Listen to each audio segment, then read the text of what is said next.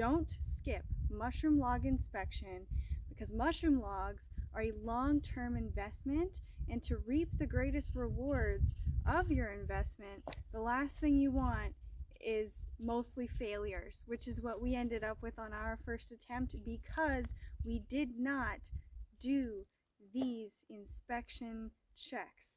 So I'm going to go over all the inspection checks that you can do for your mushroom logs before you plug them to make sure that you're going to get a good return. Inspection number 1, you're going to want to lift the weight of the log and compare species to species. If it's heavy, that is a sign of health. If it is light, that is a sign of death. And we actually had this yesterday when we were cutting beechwood trees.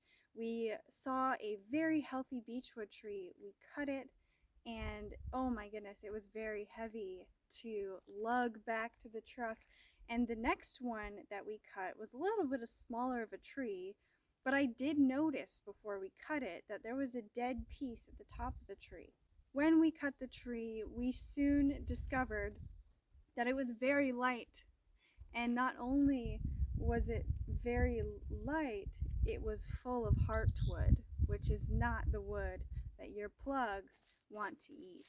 Check number 2 is, since you've cut into the tree now, you're going to want to look at the bark integrity from the side.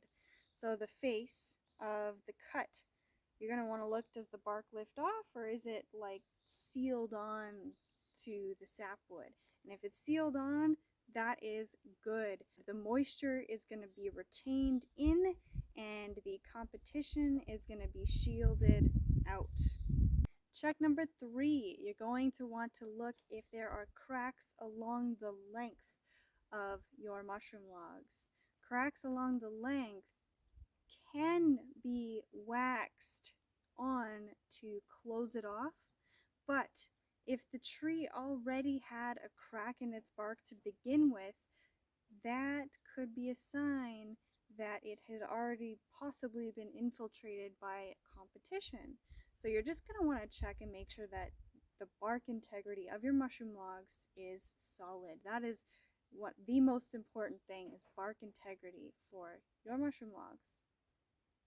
I do want to say that cracks on the face of the log, not the bark, but on the face of the log, are okay because it signifies the dryness of the wood.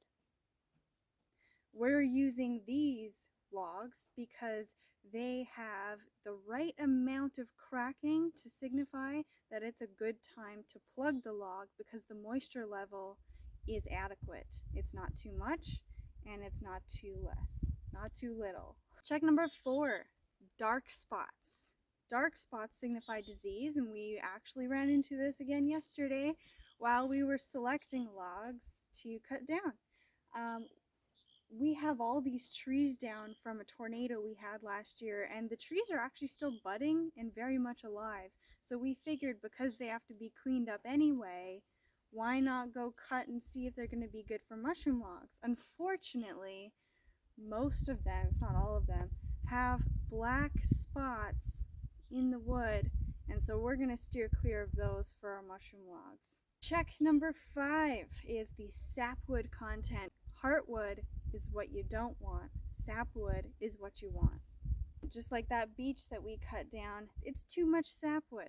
You know, we also ran into that problem with another tree that we were cutting. It was just too much. A lot of the trees that we cut that were healthy, fresh trees had almost no heartwood at all. And if all of those look good, it's time to drill in. And when you drill in, there's a few more checks. You're going to want to check the bark attachment at the drill site. If that's good, you're good. The second one is the hole color. What color is the hole? If it's bright in color, you're good. Check number 3 is the drill scraps that come out of the hole.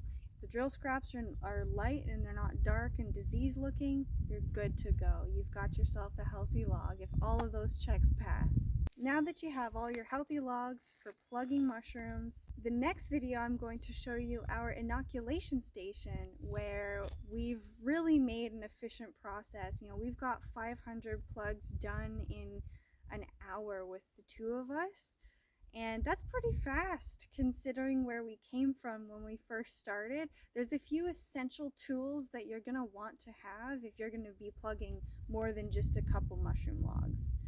They are definitely worth having because they are long lasting, and I'm going to go over that in our inoculation station video. So stay tuned for that.